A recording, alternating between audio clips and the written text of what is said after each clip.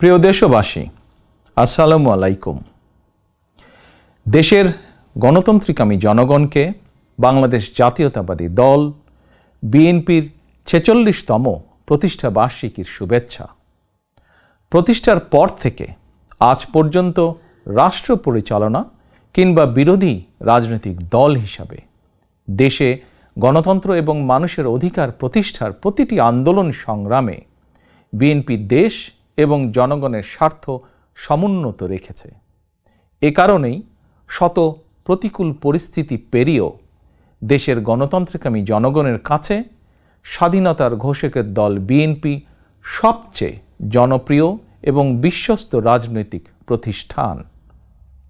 যাদের নেতৃত্বে, যাদের আত্মত্যাগে, যাদের শ্রম ঘাম মেধায় বিএনপি আজ সারা দেশে জনগণের কাছে বিশ্বস্ত প্রতিষ্ঠানে পরিণত হয়েছে, দলের প্রতিষ্ঠা বার্ষিকীর এই শুভ লগ্নে তাদের সবার অবদানকে আমি শ্রদ্ধার সঙ্গে স্মরণ করছি।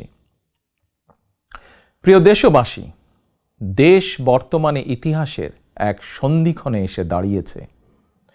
ছাত্র জনতার আকাঙ্ক্ষার বৈষম্যহীন বাংলাদেশ গড়ার কঠিন এক চ্যালেঞ্জের মুখে অন্তর্বর্তীকালীন সরকার।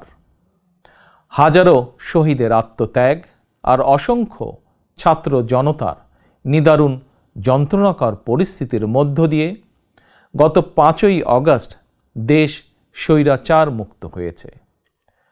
তবে গণ অভ্যুত্থানের সাফল্য এবং সম্ভাবনা নস্যাৎ করে দিতে স্বৈরাচারের দোসররা এখনও ষড়যন্ত্র অব্যাহত রেখেছে।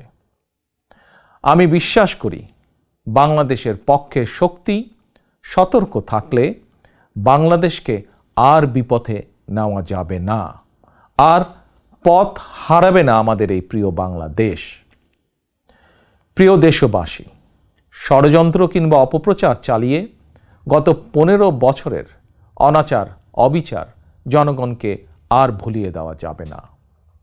রাষ্ট্রীয় স্থাপনা গণভবন ছিল দেশের রাষ্ট্র ও রাজনীতির ঐতিহ্যবাহী স্মারক।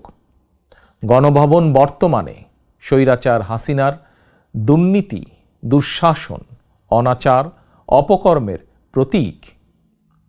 ইতিমধ্যেই বিভিন্ন মহল থেকে এই গণভবনকে গুম, খুন, অপহরণ এবং গণহত্যার মিউজিয়াম হিসাবে প্রতিষ্ঠার দাবি উঠেছে।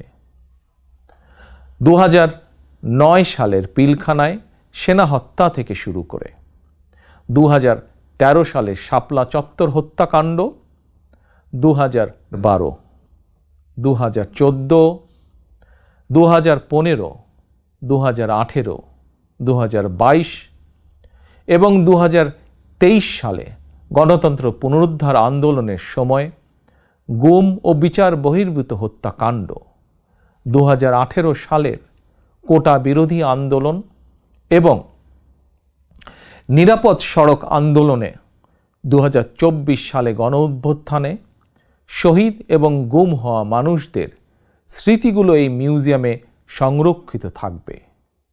অবৈধ ক্ষমতায় থাকার জন্য বাংলাদেশে আর কোনো শাসক যাতে স্বৈরাচারী হাসিনার মতন বর্বরচিত পথ অনুসরণ না করে, ভবিষ্যৎ প্রজন্মের কাছে এই মিউজিয়ামেই সেই বার্তাই বহন করবে।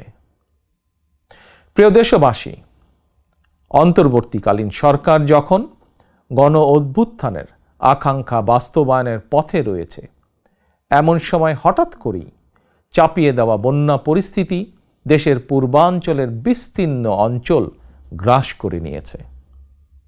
বন্যার করাল গ্রাসে প্রায় ১ কোটি মানুষ কম বেশি ক্ষতিগ্রস্ত হয়েছেন।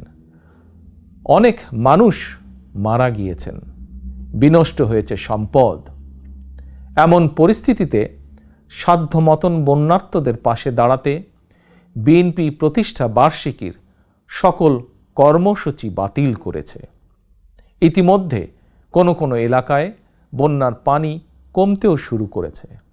ফলে যারা বন্যায় ক্ষতিগ্রস্ত হয়েছেন, এই মুহূর্তে তাদেরকে বন্যা বিধ্বস্ত ঘরে ফেরানো কিংবা তাদের পুনর্বাসন প্রক্রিয়া বন্যাকালীন পরিস্থিতি থেকেও কিছুটা জটিল।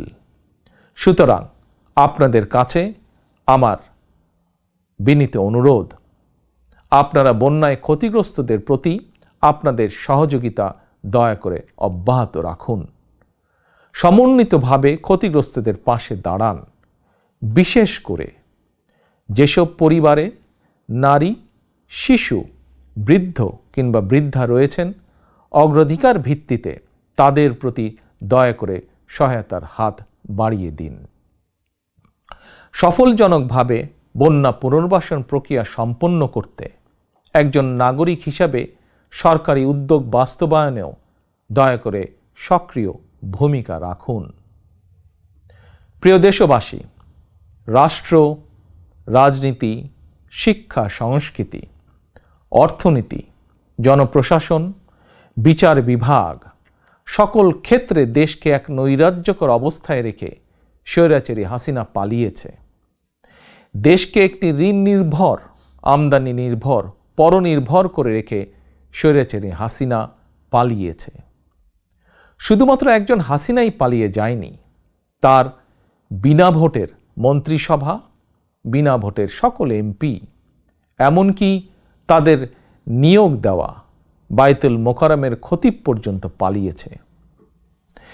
দেশের এমন নজিরবিহীন ভয়ানক পরিস্থিতি অতিক্রম করে জনগণ এখন সম্মান এবং সমৃদ্ধির পথে এগিয়ে যেতে চায়। তাই দেশকে জনতার কাঙ্ক্ষিত বাংলাদেশে রূপান্তর করতে রাষ্ট্র সংস্কার কার্যক্রমের কোনোই বিকল্প নেই। তবে রাষ্ট্র সংস্কার একটি চলমান, দীর্ঘমেয়াদী এবং ধারাবাহিক প্রক্রিয়া। টেকসই এবং কার্যকর উপায়ে রাষ্ট্র সংস্কার করতে হলে সংস্কার প্রক্রিয়ার সঙ্গে অবশ্যই জনগণের প্রত্যক্ষ অংশগ্রহণ থাকা জরুরি। গণতান্ত্রিক বিশ্বের দেশগুলোতে জনগণের ভোট প্রয়োগের অগ্রাধিকার নিশ্চিত করার মাধ্যমে রাষ্ট্র সংস্কার কার্যক্রমে জনগণের অংশগ্রহণ নিশ্চিত করা হয়ে থাকে। কারণ একটি গণতান্ত্রিক রাষ্ট্রে সরকার এবং জনগণের মধ্যে কার্যকর সেতুবন্ধন হচ্ছে জনপ্রতিনিধিত্বশীল জাতীয় সংসদ। প্রিয় দেশবাসী, জনগণের লুণ্ঠিত ভোটের অধিকারকে পুনঃপ্রতিষ্ঠিত করে একটি জনপ্রতিনিধিত্বশীল সরকার প্রতিষ্ঠার লক্ষ্যে রাষ্ট্র সংস্কারে প্রথম পদক্ষেপ হিসাবে অগ্রাধিকার ভিত্তিতে নির্বাচন কমিশন, আইন শৃঙ্খলা বাহিনী, জনপ্রশাসন, দুদক সহ সাংবিধানিক প্রতিষ্ঠানগুলো সংস্কার কিংবা পুনর্গঠন জরুরি।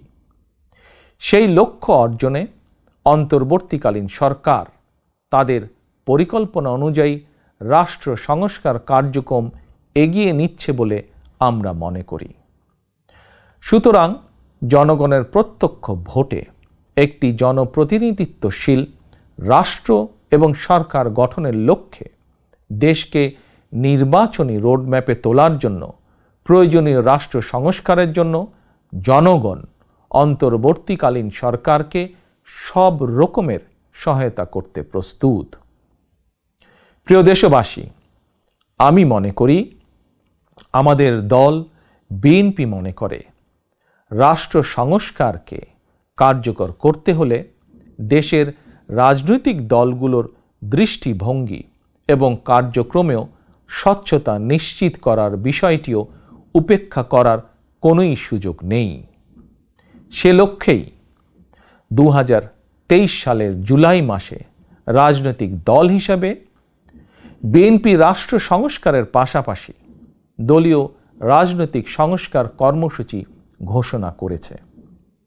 বিএনপি সকল মত ও পথের সমন্বয়ে বাংলাদেশি জাতীয়তাবাদের ভিত্তিতে একটি অন্তর্ভুক্তিমূলক, বৈষম্যহীন ও সম্প্রীতিমূলক সরকার প্রতিষ্ঠা, নির্বাচনকালীন দল নিরপেক্ষ তত্ত্বাবধায়ক সরকার ব্যবস্থা প্রবর্তন, রাষ্ট্রীয় ক্ষমতা ভারসাম্য প্রতিষ্ঠার লক্ষ্যে নির্বাহী বিভাগ, আইন বিভাগ ও বিচার বিভাগের ক্ষমতা, দায়িত্ব ও কর্তব্যের সমন্বয় করা, পরপর 2 টার্মের বেশি কেউ প্রধানমন্ত্রীর দায়িত্ব পালন না করা, উচ্চ কক্ষ বিশিষ্ট আইনসভা প্রবর্তন, এমনকি সংবিধানের 70 অনুচ্ছেদ সংশোধন করার বিষয়েও পরীক্ষা নিরীক্ষা করাসহ রাষ্ট্র সংস্কারের জন্য 31 দফা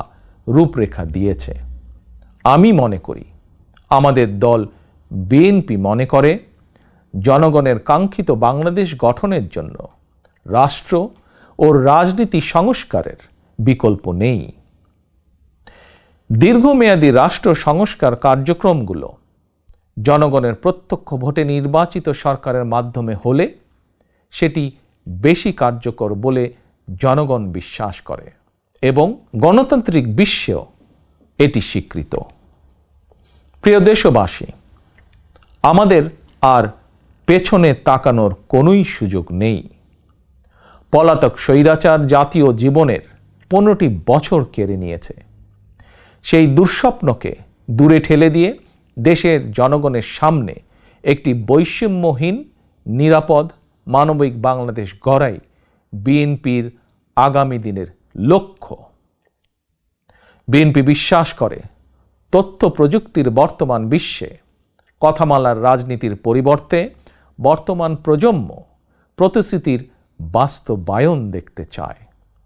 সমৃদ্ধি, সম্মান এবং সম্ভাবনার দ্বার উন্মোচন দেখতে চায়। এজন্য রাষ্ট্র রাজনীতির কাঠামোগত পরিবর্তনের পাশাপাশি ভবিষ্যৎ প্রজন্ম এবং কর্মক্ষম জনশক্তির সামনে সম্ভাবনার সকল দ্বার উন্মুক্ত করে দিতে হবে। নৈতিক মূল্যবোধ এবং কর্মমুখী শিক্ষানীতির পাশাপাশি দেশে বিদেশে কর্মসংস্থানের নতুন ক্ষেত্র তৈরি করতে হবে। বৈদেশিক কর্মসংস্থান নিশ্চিত করতে প্রয়োজনে অগ্রাধিকার ভিত্তিতে রাষ্ট্রীয় উদ্যোগে দক্ষ শ্রমশক্তি তৈরি করতে হবে। গণতন্ত্রকামী প্রিয় ভাই ও বোনেরা, এবার আমি সারা দেশে আমার দলের নেতাকর্মীদের উদ্দেশ্যে 2টি কথা বলতে চাই। আপনারাই বিএনপির প্রাণ। শত নির্যাতন, নিপীড়ন, হামলা, মামলা, হয়রানির শিকার হয়েও আপনারা জাতীয়তাবাদের আদর্শ বিচ্যুত হননি। আমি জানি, অতীতে বছরের পর বছর ধরে আপনাদের অনেকেই মাফিয়া সরকার এবং তাদের দোসরদের দ্বারা নির্যাতন, নিপীড়নের শিকার হয়েছেন।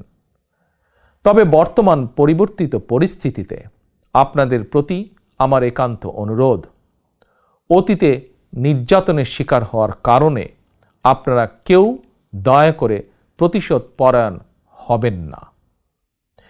কেউ দয়া করে নিজের হাতে আইন তুলে নেবেন না।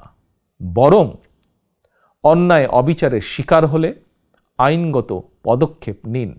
তবে খেয়াল রাখবেন, কেউ যেন হয়রানিমূলক মামলা হামলার শিকার না হন।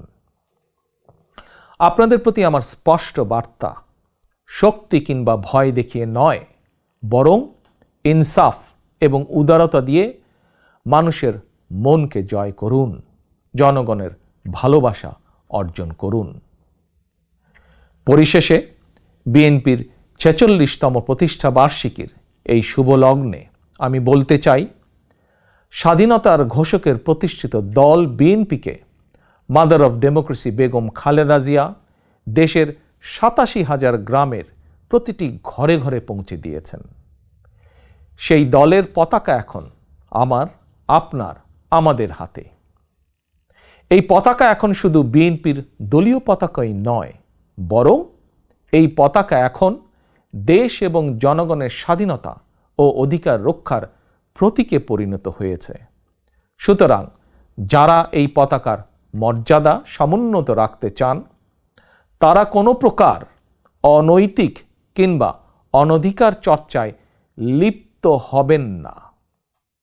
বাংলাদেশের জাতীয়তাবাদী শক্তির সকল স্তরের, সকল পর্যায়ের প্রতিটি নেতা কর্মী, সমর্থক, শুভাকাঙ্ক্ষীকে মনে রাখতে হবে, জনগণ বিএনপিকে বিশ্বাস করে, বিএনপিও জনগণকে বিশ্বাস করে, কারণ জনগণই বিএনপির সকল রাজনৈতিক ক্ষমতার উৎস। আল্লাহ হাফেজ। বাংলাদেশ জিন্দাবাদ। বাংলাদেশ জাতীয়তাবাদী দল জিন্দাবাদ।